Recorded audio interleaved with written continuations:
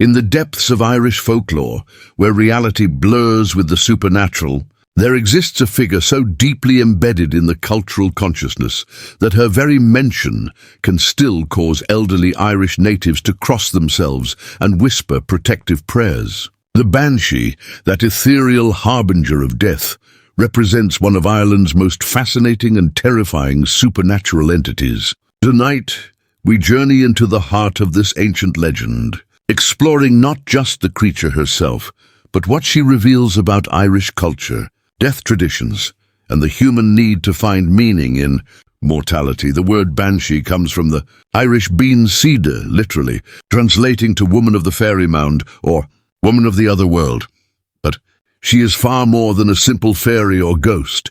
In Irish mythology, the Banshee occupies a unique position as a supernatural messenger, specifically attached to certain Irish families whose sole purpose is to forewarn of impending death. Unlike malevolent spirits that cause harm, the Banshee is neither good nor evil. She simply is, existing as an inevitable force of nature, as certain as death itself. Descriptions of the Banshee vary dramatically across Ireland's 32 counties, yet certain elements remain consistent. She typically appears in one of three forms, each representing a different aspect of the feminine divine in Celtic mythology. The first is a young, beautiful woman with long, flowing hair, often silver or golden, who sings a mournful yet hauntingly beautiful song. The second manifestation is that of a mature woman, stately and dignified in bearing, dressed in a grey cloak or white shroud.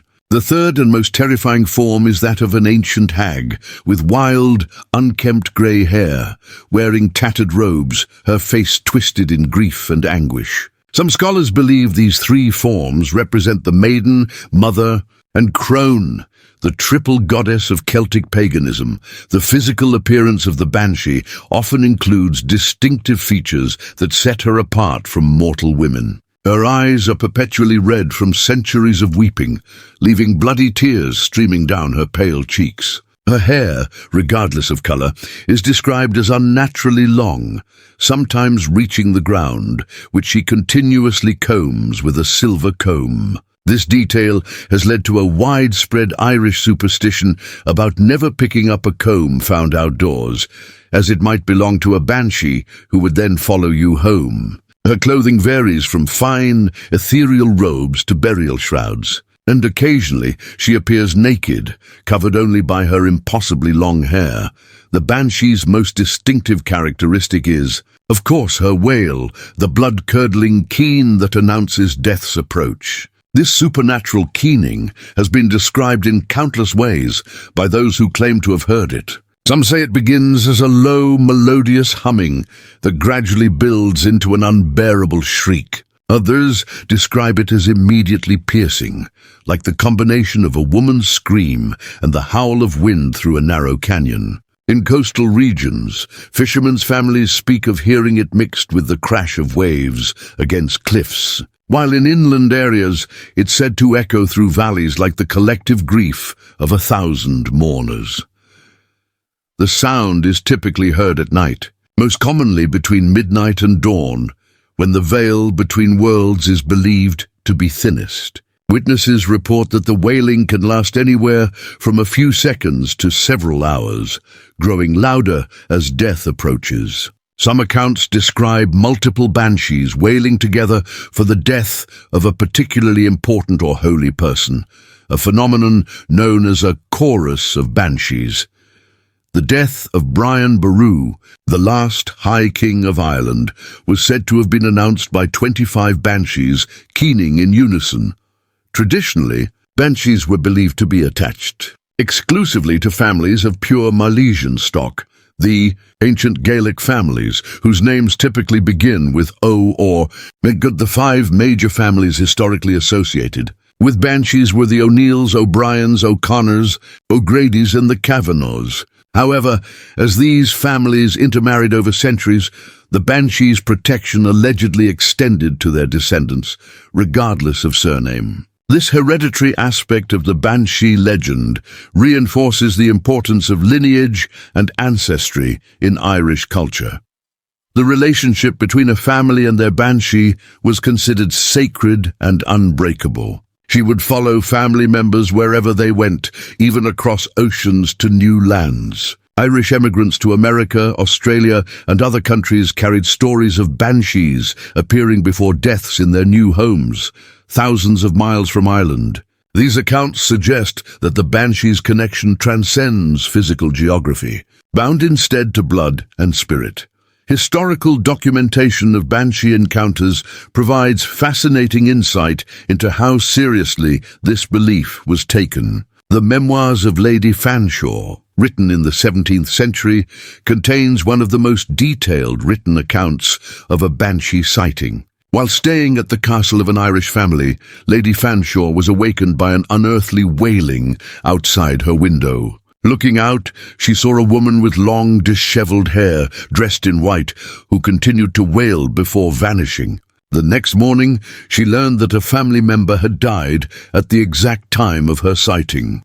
The books of the O'Flaherty family contain multiple entries documenting Banshee appearances before family deaths spanning several centuries. These weren't casual mentions, but detailed accounts treated with the same gravity as records of births, marriages, and property transfers.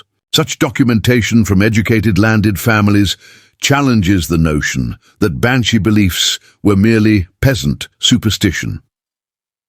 The origins of the Banshee legend likely predate Christianity in Ireland, rooted in ancient Celtic beliefs about death and the afterlife. Some scholars trace the Banshee to the tradition of keening women, professional mourners who were paid to wail at funerals. These women, known as Mna Cawinta, played a crucial role in Irish funeral rites, their lamentations believed to help guide the deceased's soul to the other world. The Catholic Church eventually condemned the practice as pagan, driving it underground, where it may have transformed into supernatural folklore.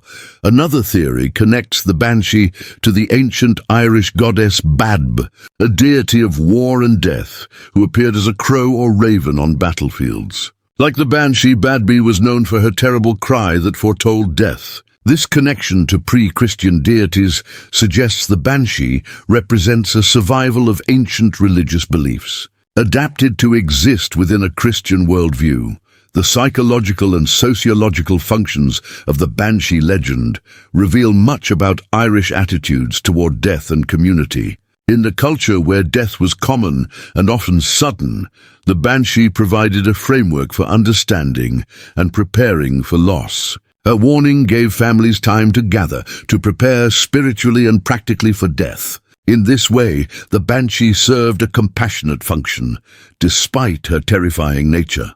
Modern Ireland has seen a decline in Banshee sightings, coinciding with urbanization and modernization.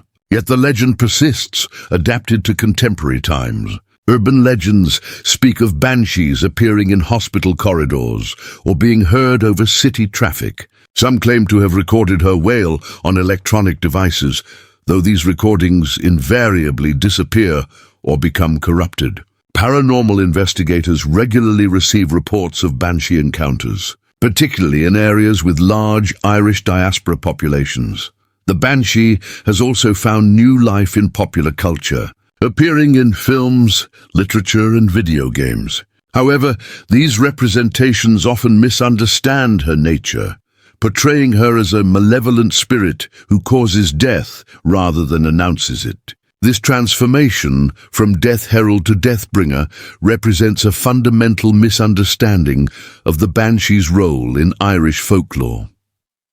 Contemporary Irish attitudes toward the Banshee remain complex. While many dismiss her as superstition, others maintain a respectful agnosticism. Even skeptics often know someone who claims a Banshee experience, creating a cultural tension between rationalism and tradition. Elderly Irish people still speak of family banshees with conviction, passing stories to younger generations who receive them with varying degrees of belief.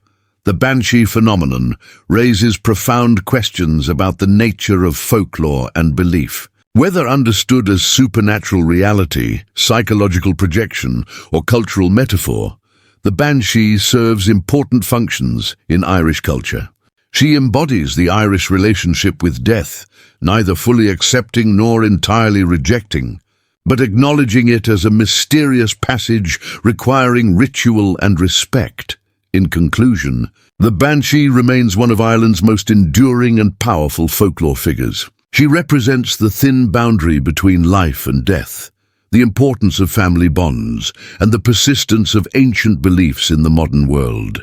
Her wail, whether real or imagined, continues to echo through Irish culture, a reminder that some mysteries resist rational explanation. As we delve deeper into the scientific age, the Banshee stands as a testament to the human need for meaning in the face of mortality, a cry from the past that refuses to be silenced.